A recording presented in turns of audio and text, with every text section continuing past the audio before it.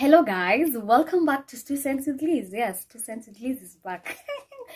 Honestly, I took a break because what I needed to share is so dear to my heart. And I told you guys on September we are going to go into family. We're going to talk about family and everything. Just didn't feel ready to share then. And I told myself, imagine I didn't come to this life to suffer. No. So until I was ready, that was when I'm going to share. And since now I feel kind of ready, that's why I've decided to share about this. And also another reason that made me feel the urge now it's time for me to share is because I was reading some of the stuff on Edgar Barre's Everyday Tea, and there was a lady who said that she's really struggling with her family because every time her brother calls, her mom calls her, even her in-law call her and ask her for money, and she keeps telling the family that what I have, like, I can only parent, feed myself, and cater for a few things that I need for this life. And these people keep asking money from her, not because they don't have this money, they just need money for extra curriculum. Let's just call them extra things, like probably go out for drinks, the dad eat nyama choma somewhere on a weekend. So it's not money that it's an emergency that is happening like someone is sick or someone needs surgery. No, it's just money to just throw away. And one thing that I've learned at my age is that money that you've not really worked hard for, it's really hard to manage it, and it's also really hard to budget for it. You'll find that this money you're given, you will go even eat some chocolate somewhere, you didn't need that chocolate, honey, or even go buy yourself some very expensive meal because it wasn't your money, or maybe go drink some very expensive wine because, honey, you didn't work for this money. But if it was your money, you will manage it to the last coin. I grew up with my mom and my dad, and it was a very violent home. Most of the days were the days where my mom and myself will sleep outside because tulikuwa tunafukuzwa nje, sleep outside. And growing up, I literally never had a relationship with my dad because I was like, men are trash, men are dog. I feel like even growing up, even when I started dating, it became really hard for me to fall in love with a man because what I saw when I was a kid, I knew marriages are just violent, marriages are just saddening, like marriages are just a bad thing. So I remember that the first relationship, probably the guy left me because I was a bit toxic and I had a lot of I had a lot of daddy issues. Probably, let me just to say it was my problem because I feel like I had a lot of issues, and what I saw, it was really hard for me to unlearn or to unsee it, because every guy that I met, I will be very cautious because I feel like it wasn't a thing. Like having a relationship with someone without having a relationship with the present man in your life, it's actually really hard. We used to go through the most. My mom was always bitter, she was always sad, and I don't blame her because I feel like she was just going through the most. Imagine working so hard, then in the evening when it's time to rest, you just have to sleep outside because a man decided to throw us out and decided it's time for us to sleep out. And I feel like this really affected me, and also heavily affected my brother. And my brother got into drugs, he got into bad things, and I feel like right now he's trying to pull himself out. It was really hard for us because growing up it was me alone, then my brother came near to us, so it was me and my brother and now my parents, so it was always hard for us. I remember when I went to high school funny story, I don't know if you guys had this sport in high school where you guys would go and pray to the field. Let me tell you, I had this one spot kwa kiwanja. I used to stand there and just pray like, oh God, I pray that you help my mom. Wachane tu. When I go back home, I find like my mom is alone and Ashahamo. But let me tell you guys, 4 years praying the same thing never happened. And one thing that I look right now, because my parents are still together, is probably God had a reason why all those, or why I went through all those. I feel like I am a really tough lady, and most of my friends will say that I'm not missing by minim Kali, because I feel like I don't entertain a lot of nonsense, especially with the men. the men gender. I don't entertain a lot of nonsense, because what I've grown up seeing, I really don't want it in my life ever again. As I told you, I never had a relationship with my dad. Like, I hated men. I literally hated men. And I've been healing kidogo kidogo. Sometimes I just look at him and I'm like, yes, that's me. But I feel like right now he's really worked, or I have really worked to make the relationship better. Because I feel like, okay, there's a lot of I feel like, because maybe at times I'll feel sympathetic kidogo, or I just feel like we need to talk, we will talk, but rarely will you find us. Hata kama tuko peke yetu kwa gari, we will talk for more than 10 minutes. We have nothing to talk about.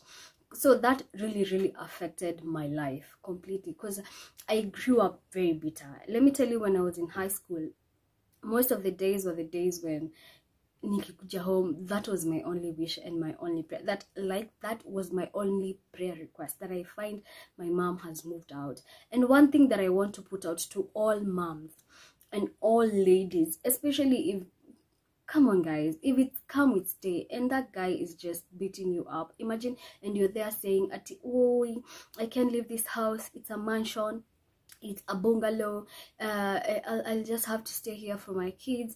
Let me tell you, are you staying there because it's a mansion? Are you staying there because it's for your kids? Don't lie yourself that you're staying there because it's for your kids. It's not. It's for your selfish gain, because probably you're afraid of what the society will say, or probably you're afraid of what people and your family will think.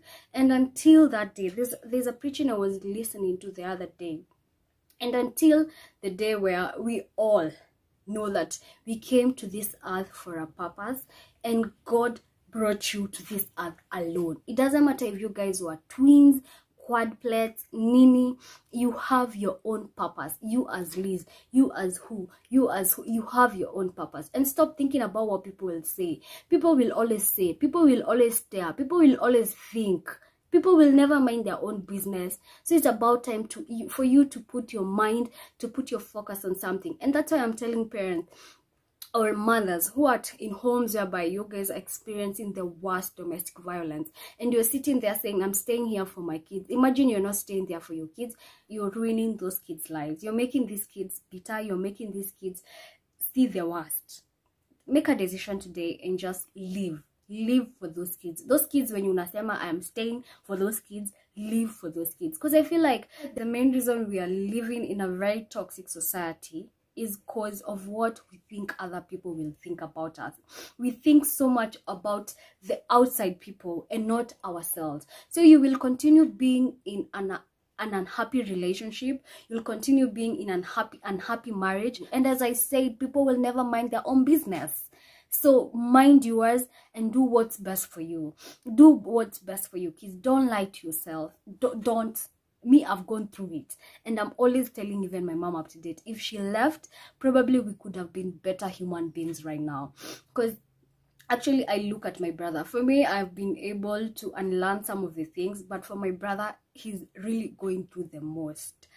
In as much as we think that when people grow up they forget their childhood, your childhood ndio ina affect watu wengi sana hapa nje. That's why you find toxic bosses, toxic politicians. Mse hamwezi keep deal na yeye because yeye amezoea tu watu ni kwa familia yao, watu ni kurukana tu. They'll never keep promises. You guys have been single for 8 months, and these 8 months have been like the best months of my life.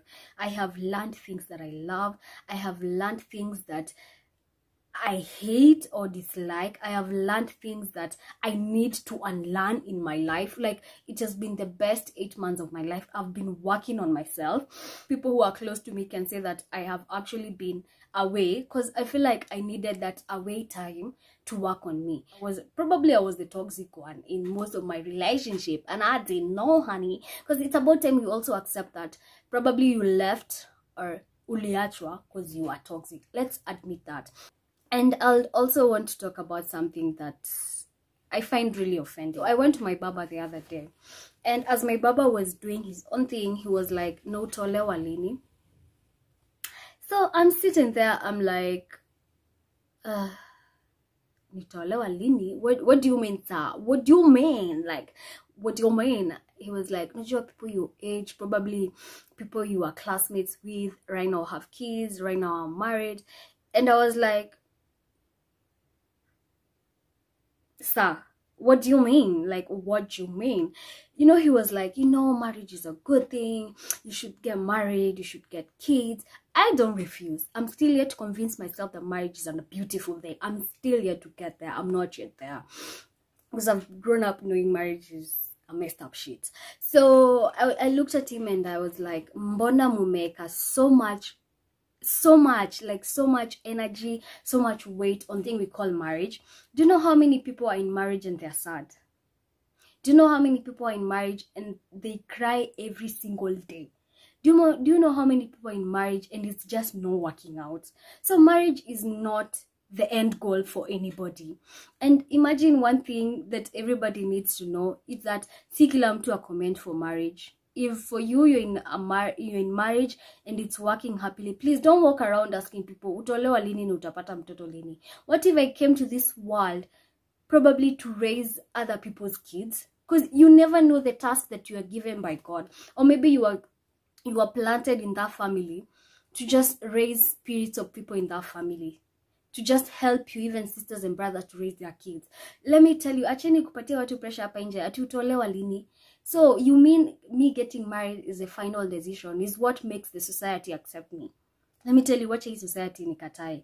I won't get married early, or I won't rush to settle down with anyone just because somebody thinks that that's the end goal for a lady out here. So if you're a lady and you're going this pressure at utolewa lini, utapata watoto lini. Imagine, don't let this kind of pressure consume you. These are the kind of pressures that are leading to people marrying the wrong people. It's better for you to marry at 50 and marry the right person than marry at 20 and marry the wrong person and be sad for the rest of your life. Because you come first. Always. Like, always you come first. And if the person that you met is not what you want, just leave.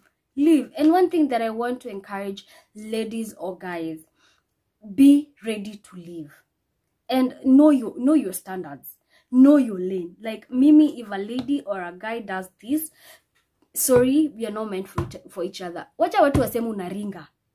Ringa lakini ubaki na standard zako. Ringa kabisa. Me, the other day someone told me, na unaringanga, sasa wewe utawahi pata bwana. And I was like, are you God, honey? Are you God? And just who told people that marriage or getting a husband is the final decision in this life? Like, it's the final thing. What if I just want to work hard, be a billionaire, and live a good life? And who said the man completes everything in other people's life? Because we didn't have people in the Bible who are never married.